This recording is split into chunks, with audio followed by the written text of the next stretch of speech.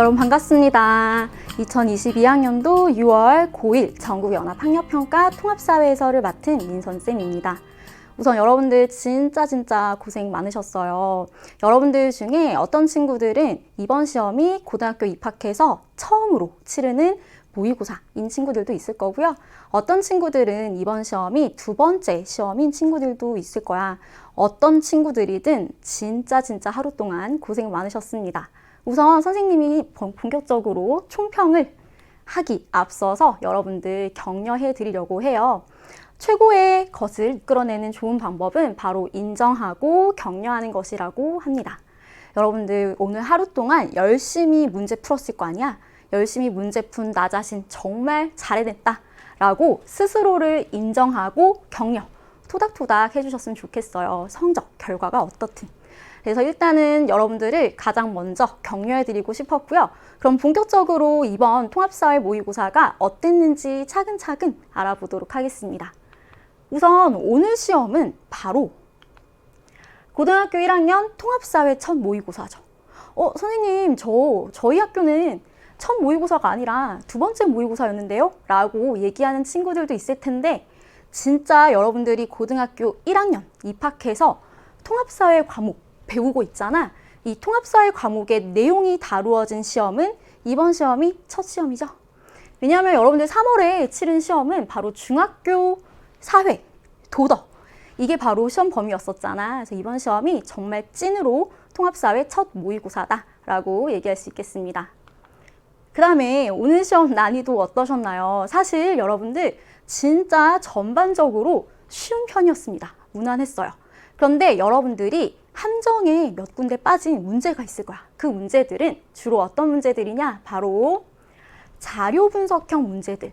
이 문제들을 여러분들이 많이 틀렸을 거야. 이 자료 분석의 중요성, 특히 우리 사회 과목에서 다양한 형태의 자료들이 많이 등장하거든요. 그래서 이러한 자료를 분석하는 유형이 나왔을 때 어떻게 접근해야 하는지, 어떤 것들을 중점적으로 봐야 하는지를 선생님이 차근차근 알려드리려고 합니다. 자, 그러면 이번 시험의 범위 그리고 각 단원별 출제 비중 한번 알아봐야 되겠죠. 일단 우리 이번 시험 범위가 대단원 1, 2, 3단원 그리고 4단원 전체 내용이 다뤄진 것이 아니라 바로 4-1단원까지 이렇게 출제가 되었습니다. 그래서 우리 대단원 1단원에서는 총 4문항이 출제가 되었고요. 그 다음에 대단원 2단원에서 가장 많은 문항이 출제가 됐죠.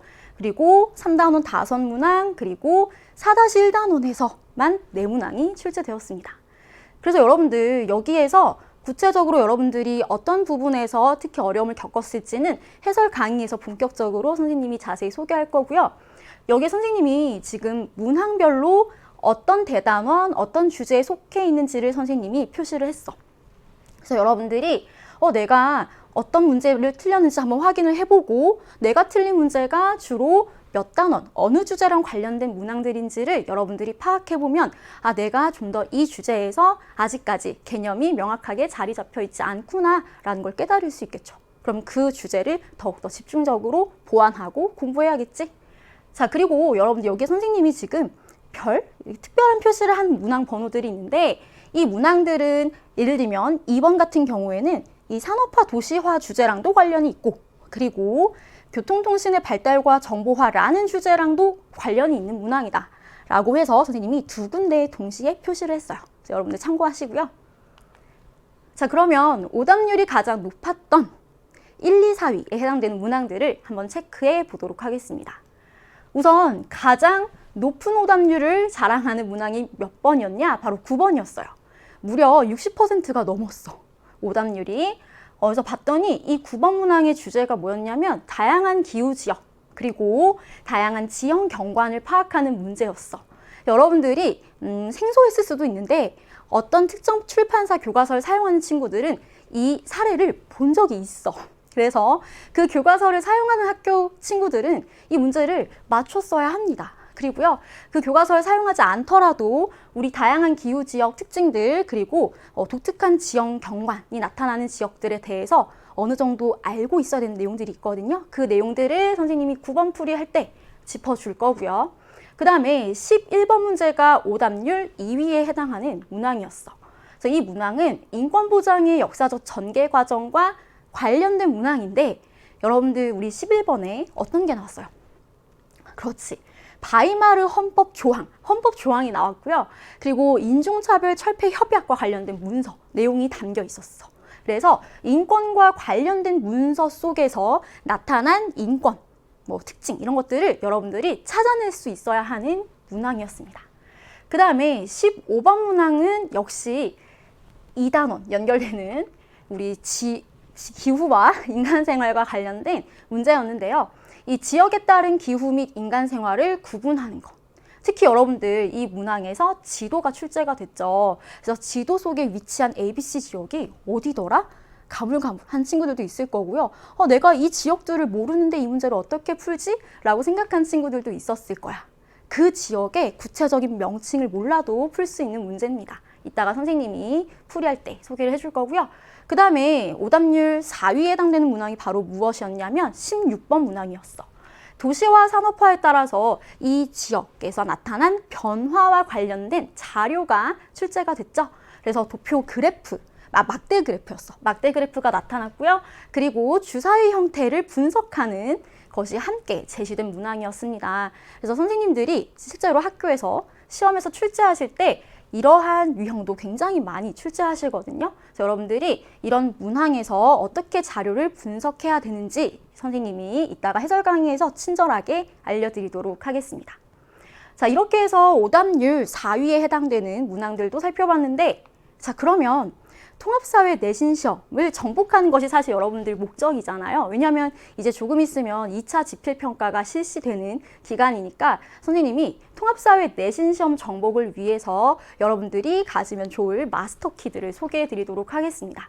우선 첫 번째로 모의고사 문제를 통해서 살펴보는 내신 출제 포인트를 선생님이 해설 강의에서 집중적으로 알려드릴 거예요.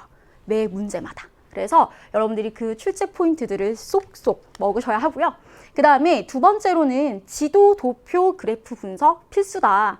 선생님이 아까 얘기했죠. 여러분들 오답률이 가장 높았던 문항들 중에 자료, 특히 지도라든가 아니면 그래프 이런 것들을 분석하는 걸 굉장히 어려워했을 거다라고 선생님이 얘기를 했습니다. 그런데 우리 사회 과목 공부할 때는요. 지도, 도표, 그래프 분석 필수예요. 그래서 여러분들이 다양한 형태의 자료들을 자세히 보고 오래 보는 연습을 해야 된다. 그리고 교과서나 학습지, 그리고 EBS에도 좋은 문제집들이 있죠. 이 문제집 속에서 나타나 있는 다양한 자료를 분석하는 연습, 스스로 해보는 연습이 필요하다라고 선생님이 강조를 하고 싶고요. 그 다음에 세 번째는 힌트는 제시문 안에 늘 존재합니다.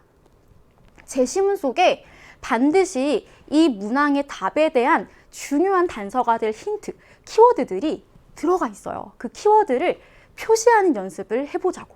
누구랑? 쌤이랑 같이 해보자고요.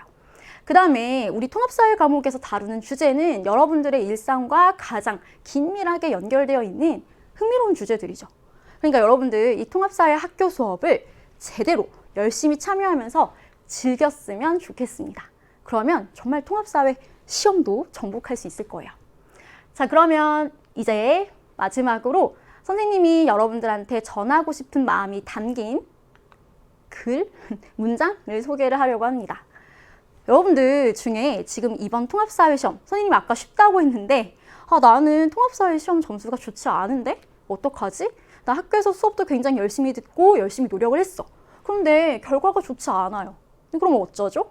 라는 질문에 대해서 선생님이 답변한 건 아니고요. 여러분들 좋아하는 연예인 중에 김세정 씨라는 분이 이렇게 얘기를 하셨습니다. 아주 주옥 같은 문장이에요. 한번 볼게요. 지금의 결과가 좋지 않나 보죠. 노력했는데 좋지 않은 결과는 없어요. 그 다음 결과가 좋겠죠. 만약에 그 다음 결과가 좋지 않으면 또 그 다음 결과가 좋을 거다. 노력했으니까. 그래서 지금 당장의 결과가 결과라고 생각하지 마세요. 선생님이 해주고 싶은 말입니다. 여러분들 통합사회 성적이 비록 이번에 잘 나오지 않았다고 해도요. 여러분들이 노력했다면, 최선을 다했다면 그걸로 충분하고 그 다음의 결과는 분명히 더 좋을 거예요. 그 믿음을 가지고 지금부터 선생님이랑 함께 어디로? 그렇죠. 바로 해설 강의로 달려오세요. 기다리고 있을게요.